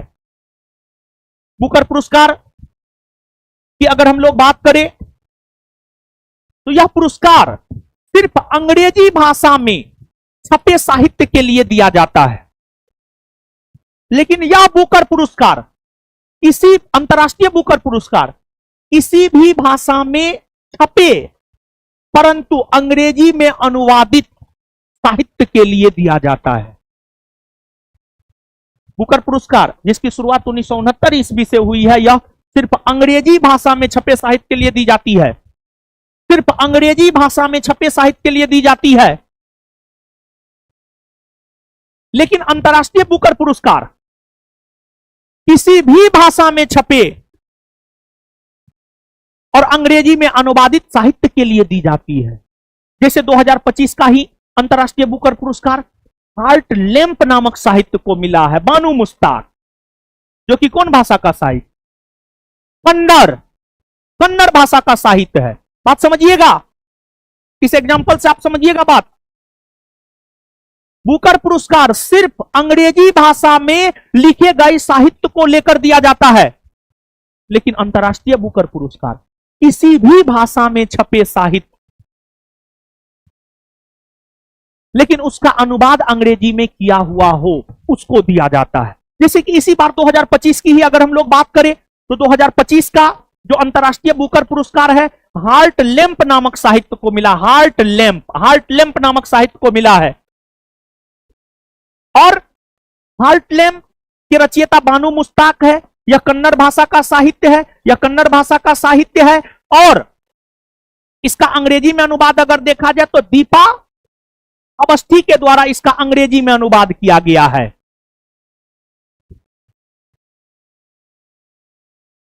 ये अंतर कुछ समझ में आया? बताइए, समझ में आया है ना? जिस प्रकार अंतर्राष्ट्रीय बुकर पुरस्कार 2025 हार्ट लैंप नामक उपन्यास को मिला है, जिसके रचयिता बानू मुश्ताक है, जिसका अंग्रेजी में अनुवाद दीपा अवस्थी ने किया है, उसी प्रकार से बाबू अगर हम लोग देखें तो 2025 का जो बुकर पुरस्कार है, 2025 का जो बुकर पुरस्कार है, 2025 के बुकर पुरस्कार की अगर हम लोग बात करें तो यह मिला है डेविड सेजेले को, जो कि हंगेरियन ब्रिटिश लेखक है। और उन्हें यह पुरस्कार फ्लैश नामक साहित्य के लिए मिला है। और फ्लैश उपन्यास में जो है, एक गरीब व्यक्ति है जो हंगरी से लंदन जाता है धन की प्राप्ति को लेकर, धनवान बनने को लेकर। और उसके धनवान बनने में भाग्य का क्या रोल है, उसके धनवान बनने में जो है भाग्य का क्या रोल है और उसकी महत्वाकांक्षाओं का क्या रोल है। जैसे हम लोग कभी कभी कहते हैं मेरा भाग्य खराब था, इसी वजह से सरकारी नौकरी नहीं हुआ, रिजल्ट नहीं हुआ। अगर हम पे विश्वास कीजिएगा ना, भाग्य से ज्यादा महत्व, ठीक है, हम भाग्य को ऐसा नहीं है कि इग्नोर कर रहे, नहीं, लेकिन भाग्य से ज्यादा महत्व कर्म का है। भाग्य से ज्यादा महत्व कर्म का है। भाग्य का भी महत्व है,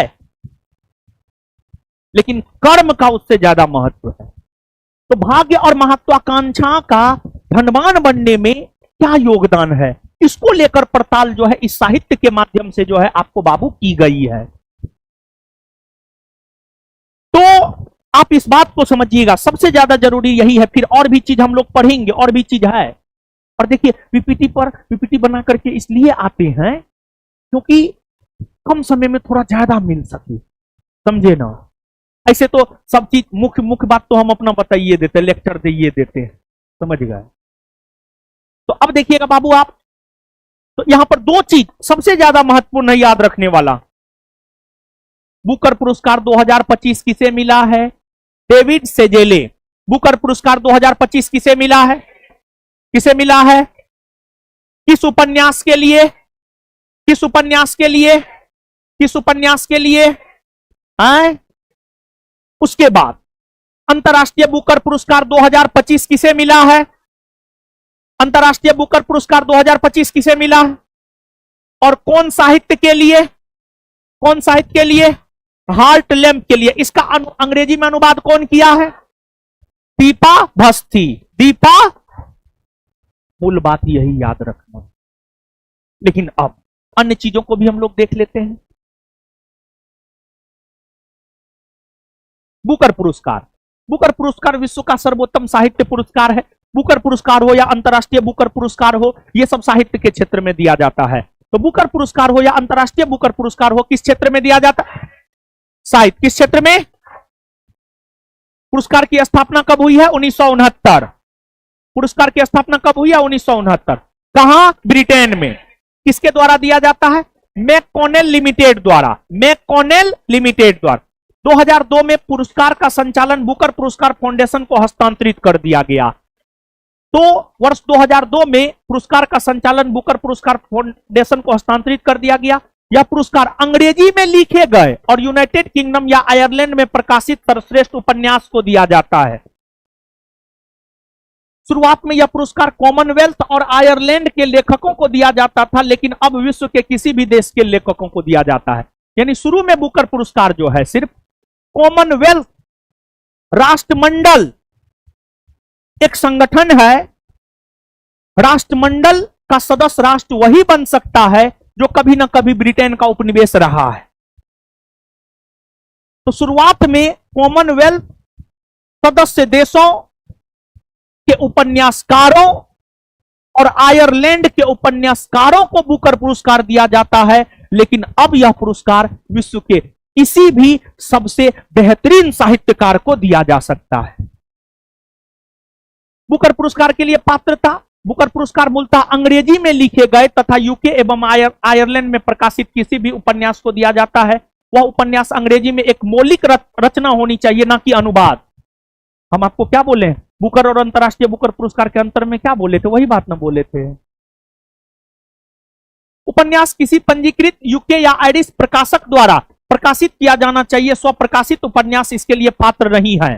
पुरस्कार राशि विजेता को 50,000 पाउंड दिया जाता है तथा प्रत्येक शॉर्टलिस्ट लेखक को 2500 पाउंड दिया जाता है। पहला बुकर पुरस्कार विजेता P.H. न्यूबी, जिसे 1969 में दिया गया है, और उन्हें उपन्यास समथिंग टू आंसर फॉर के लिए दिया गया है।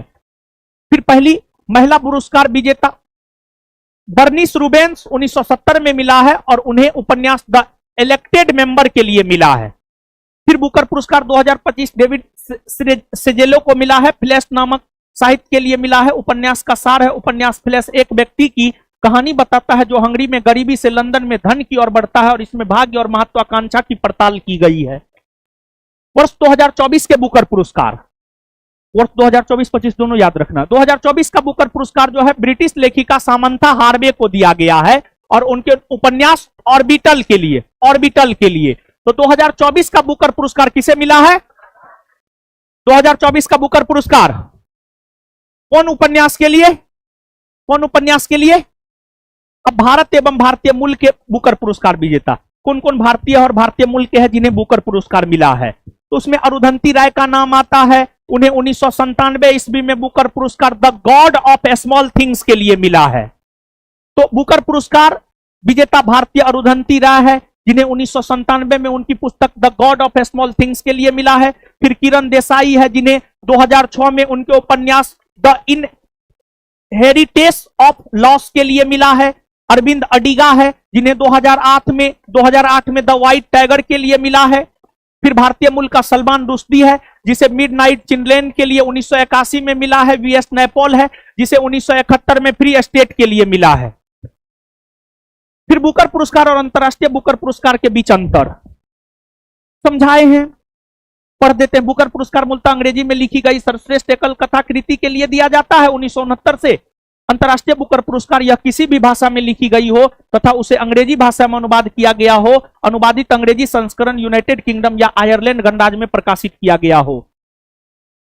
स्थापना इसकी अंतरराष्ट्रीय बुकर पुरस्कार की स्थापना 2005 में हुई है। 2005 में शुरू में यह प्रत्येक 2 वर्ष के अंतराल पर दिया जाता था, लेकिन 2016 ईस्वी से इसे वार्षिक कर दिया गया है। अब प्रत्येक वर्ष जो है अंतरराष्ट्रीय बुकर पुरस्कार भी दिया जाता है और अंतरराष्ट्रीय बुकर पुरस्कार 2025 बानो मुश्ताक को मिला हार्टलैम्प के लिए, जिसका अनुवाद दीपा भास्ती ने किया है। पुरस्कार राशि 50,000 पाउंड है। और वर्ष 2024 के लिए अंतर्राष्ट्रीय बुकर पुरस्कार विजेता है जेपी जेनी एपर्नबेक। जेनी एपर्नबेक जर्मन लेखिका है और उन्हें रचना केरोस के लिए दिया गया है और उसका अनुवाद किया था माइकल हॉफमैन। Michael Hoffmann. फिर गीतांजलि श्री वर्ष 2022 में अंतर्राष्ट्रीय बुकर पुरस्कार जीतने वाली पहली भारतीय लेखिका बनी। उसका उपन्यास था टॉम ऑफ सैंड, रेत की समाधि। तो ये 3 टॉपिक हमने आपको शुरू में बोला था पढ़ाने के लिए।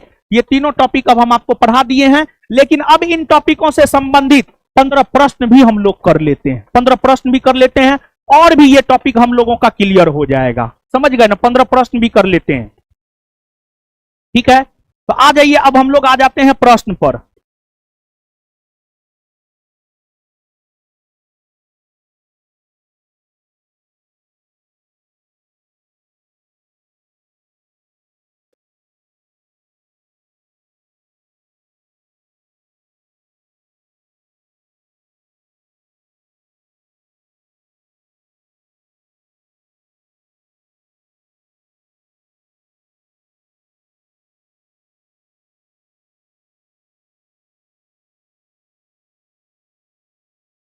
सुनिए, एगो चीज जो तभी हम स्पष्ट नहीं कर पाए थे, थोड़ा आप देख लीजिएगा। ये नीतीश कुमार 10 बार मुख्यमंत्री के रूप में शपथ लिए हैं ना, लगभग क्लियर कर ही दिए थे, लेकिन कुछ बच्चा को कंफ्यूजन हो सकता है, तो देख लीजिए।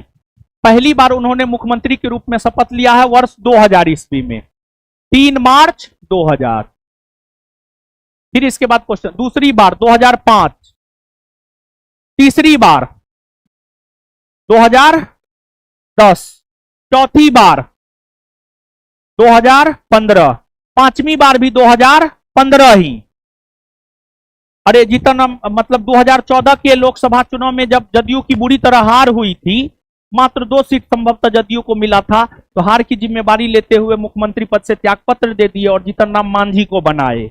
और नीतीश जी को लगा कि जीतन राम मांझी को जैसे हम चलाएंगे वैसे चलेगा, लेकिन जीतन राम मांझी मुख्यमंत्री बनने के बाद अपना रंग दिखाना शुरू कर दिए, तो फिर से उनको हटा करके फिर से मुख्यमंत्री नीतीश जी मुख्यमंत्री के रूप में शपथ लिए। समझ गए ना?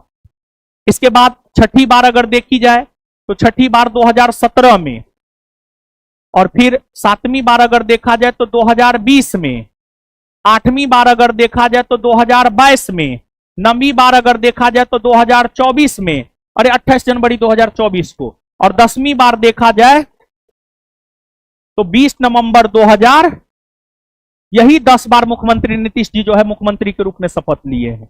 अब क्वेश्चन तो इतना हम लोग पढ़ लिए हैं, क्वेश्चन 2 मिनट में बन जाएगा। और अभी तक बिहार दरोगा को लेकर करंट का 2 क्लास यूट्यूब पे करवाए हैं, उसका पूरा पीडीएफ जो है संस्थान के टेलीग्राम चैनल पर हम भेज देंगे। ठीक है ना? वो देख लीजिएगा आप लोग। और बुक आने वाला है, जो बुक लीजिएगा वो नहीं भी देखिएगा कोई दिक्कत नहीं है। ठीक है ना? और तो बुक आने वाला नहीं भी लीजिएगा, लेकिन फिर भी हम भेज देंगे ताकि आप लोग उसको देखिएगा। ठीक है, अब आ जाते हैं हम लोग क्वेश्चन पे। क्वेश्चन हम लोग का फटाफट बन जाएगा, याद हो न गया है? वर्ष 2025 में बुकर पुरस्कार से किन्हें सम्मानित किया गया? डेविड सेजेले। कौन साहित्य के लिए? फ्लैश। कौन साहित्य के लिए? फ्लैश ना हो। अच्छा, 2024 का बुकर पुरस्कार सामंथा हार्वे को ना, कौन साहित्य के लिए? आर्बिटल। कौन साहित्य के लिए? आर्बिटल। निम्न में से किस वर्ष बुकर पुरस्कार की शुरुआत हुई? 1969। वर्ष 2025 के लिए अंतर्राष्ट्रीय बुकर पुरस्कार किसे प्रदान? बानु। कौन साहित्य के लिए?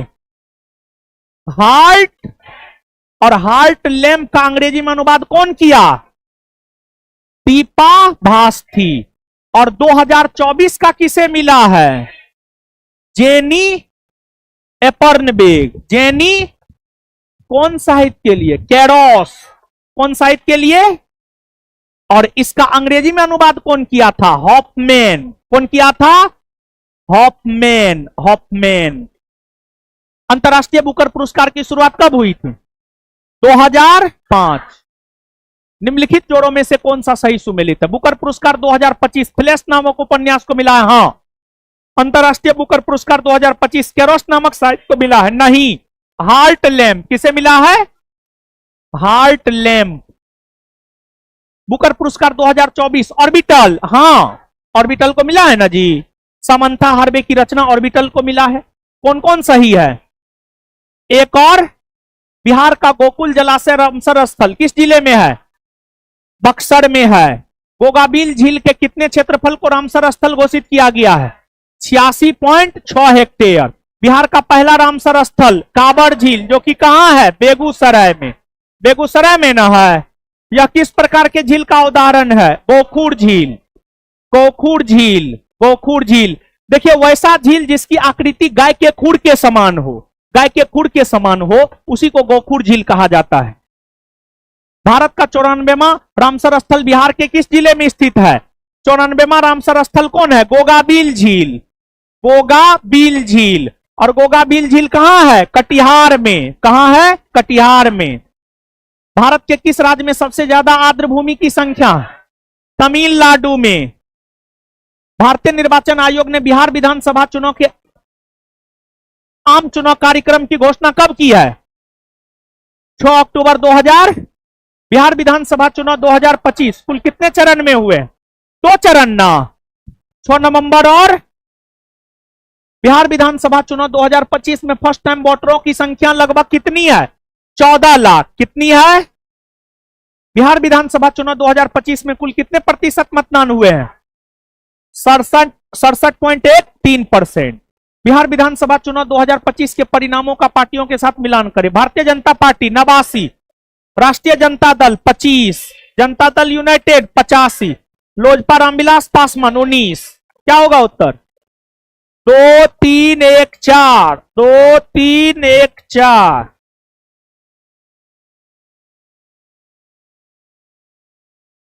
दो तीन एक चार।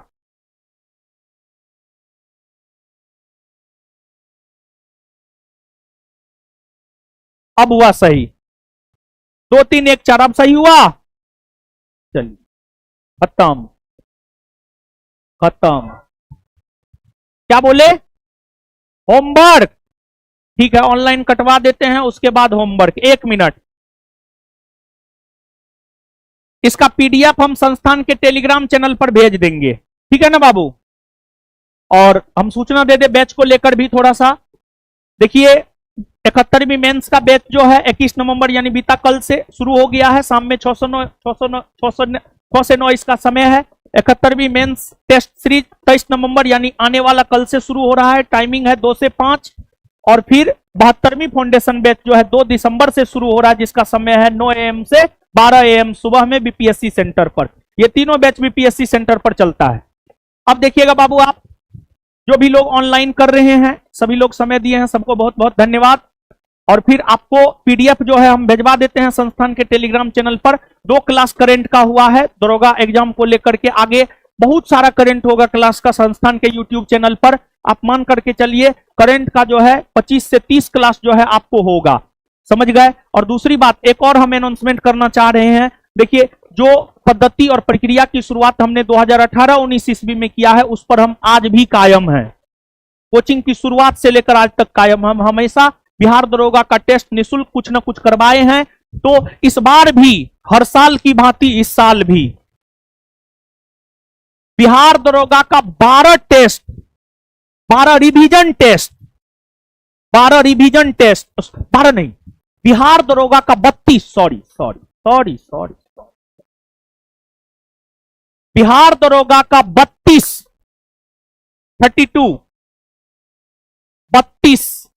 रिवीजन टेस्ट हम लोग करवाने जा रहे हैं। इसको रिवीजन के तौर पर लेना। बिहार दरोगा का 32 रिवीजन टेस्ट हम लोग करवाने जा रहे हैं। ये ऑनलाइन ऑफलाइन दोनों बच्चों के लिए है और ये बिल्कुल फ्री है। संस्थान के छात्रों के लिए भी और पूरे बिहार में बिहार दरोगा की तैयारी करने वाले छात्रों के लिए बिल्कुल फ्री है। ये टेस्ट 1 दिसंबर से शुरू हो रहा है। 1 दिसंबर 2025 से ये टेस्ट शुरू हो रहा है। संस्थान के तीनों सेंटर पर ये टेस्ट चलेगा। इसको लेकर विशेष सूचना आगे हम एक वीडियो बना करके देंगे। और इस 32 टेस्ट को रिवीजन के तौर पर लेना है। और आपको अभी संस्थान में जो डबल स्टार टेस्ट सीरीज चल रहा है, 71वीं बीपीएससी का हम लोग 30 गो टेस्ट करवाए थे, उस टेस्ट के डिस्कशन से 100 क्वेश्चन लड़वा के दिखा दिए थे। अभी जो double star test series Bihar दरोगा का चल रहा है, उसके क्वेश्चन आंसर डिस्कशन से बिहार दरोगा एग्जाम में 60% कम से कम क्वेश्चन हम लड़ाएंगे, जो हम आपको दिखा देंगे एग्जाम के बाद। समझ गए ना? और इसके बाद इन सभी चीजों के अलावे, मतलब डबल स्टार टेस्ट सीरीज बड़ी महत्वपूर्ण है और उसका डिस्कशन बड़ी महत्वपूर्ण है, लेकिन इसके बाद एक रिवीजन के तौर पर एक रिवीजन दरोगा टेस्ट सीरीज की शुरुआत हम लोग 1 दिसंबर से करने जा रहे हैं, जिसमें हम 32 टेस्ट आपको करवाएंगे। 20 गो फुल लेंथ टेस्ट और 12 गो करेंट का टेस्ट। 20 गो फुल लेंथ टेस्ट और 12 गो करेंट का टेस्ट करवाएंगे 1 दिसंबर से 16 जनवरी के बीच में, 1 दिसंबर 2025 से 16 जनवरी 2026 के बीच में। और करेंट में हम आपको जो 12 गो टेस्ट कर, 20 गो फुल लेंथ, 12 गो करेंट जनवरी मंथ वाइज करवाएंगे, जनवरी 2025, फरवरी 2025 से लेकर के दिसंबर 2025 तक। यह सब विशेष सूचना रहा। सभी लोगों का बहुत बहुत धन्यवाद। मिलते हैं बहुत जल्द। करेंट के क्लास में ऑफलाइन वाले लोग बैठे रहिए। काट दीजिए अब, दीजिए बाबू।